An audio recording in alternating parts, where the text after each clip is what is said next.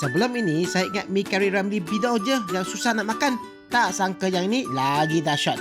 Buka 7 pagi. Tapi kalau sampai selepas jam 10 pagi, makan je lah mi Maggi kari Kak Mamat tu. Inilah dia, mi kari Kak Aisyah Bibi yang terletak di Slim River, Perak. Dah banyak kali ke sini, akhirnya dapat juga order mi kari. Ini kalilah. Kari panas-panas berasap, tengok je pun dah syok. Pagi-pagi pun dah ramai orang. Kari dia nampak macam mirip Cina. Alamak, sedap ke ni? Wow, the curry was so good. Ini apabila kari mi jumpa kuah yang betul. Memang jadi. Pekat, berempah, lemak dia ngam-ngam wah. Ini bahaya, boleh makan sampai lupa dunia. Claypot imi pun ada. Tapi saya lebih berminat untuk cuba wonton mee sini. Bagi saya wonton mee sini okey, tapi sudah dimelayukan. Ia lebih kepada rasa mi kicap.